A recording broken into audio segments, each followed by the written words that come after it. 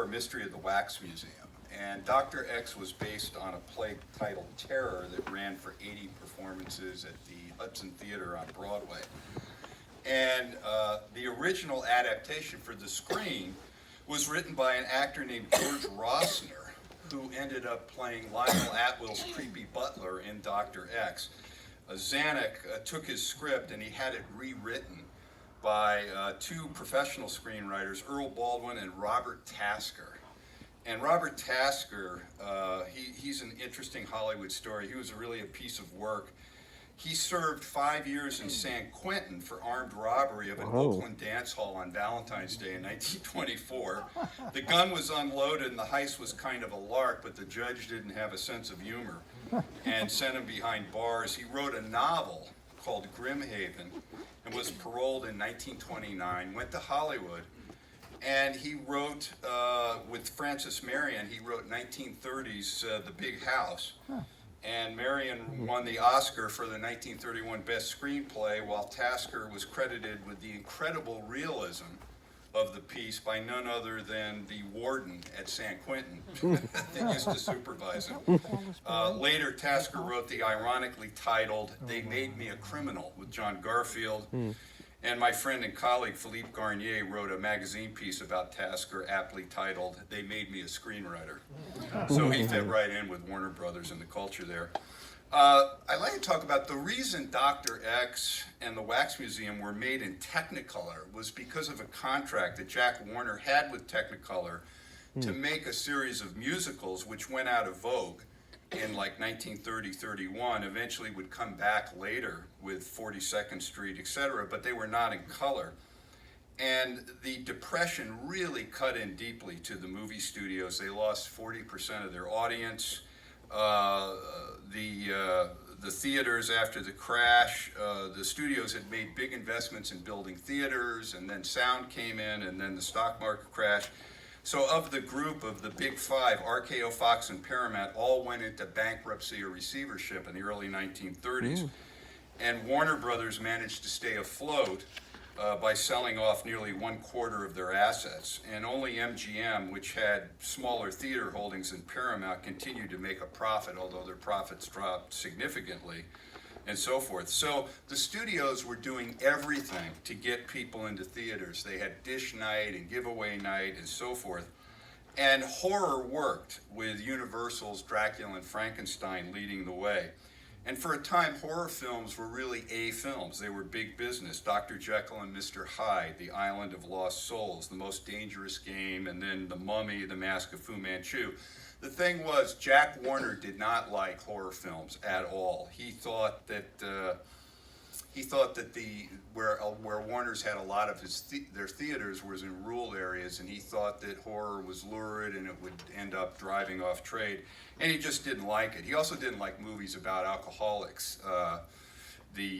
Long afterwards, Warner's produced The Days of Wine and Roses, and he told Blake Edwards, I don't know why you want to make this movie. Who wants to go see a movie about a couple of drunks, you know? And that was Jack Warner's viewpoint.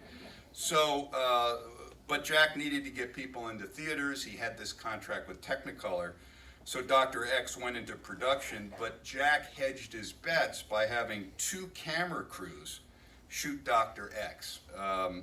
You had the groundbreaking Technicolor cinematographer Ray Renahan, who shot Wax Museum, shoot Dr. X. But Jack also had Richard Towers filming a sequential black and white version at the same time, so Warner could distribute that overseas and in theaters that could not show Technicolor movies to make sure that he made some money on this. Of course, Herbert Kalmus at Technicolor was really, really upset by this, but legally Jack was in the letter of the law. The dichotomy about Dr. X was how Warner Brothers promoted it. They promoted it as this comedy mystery, and a lot of the promotional photographs show the star Lee Tracy and co-star Fay Wray in a romantic clinch and poised like this and so forth. Yet Dr. X is a really creepy, unpleasant movie about a serial killer known as the Moon Killer, in a gruesome story that involves cannibalism and dismemberment. So it was this, they were publicizing it one way, and the movie was really about something else, very scary.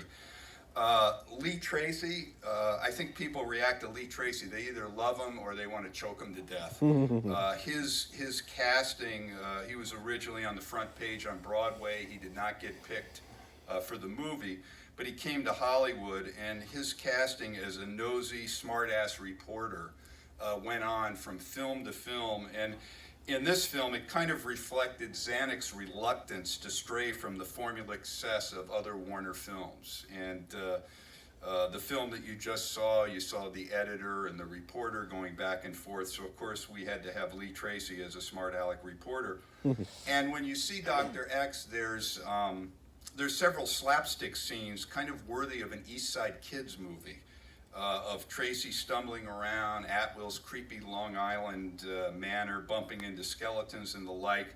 And this is transposed against several genuinely terrifying scenes, particularly the transformative shots of the Moon Killers with makeup that was created by Max Factor. So I think part of that was they wanted to not be too scary and too gruesome for the audience. In fact, the New York Times reviewed Dr. X, and I'm paraphrasing, but it says this movie makes Frankenstein look like child's play. This was some of the stuff in this movie was very, very scary for 1932.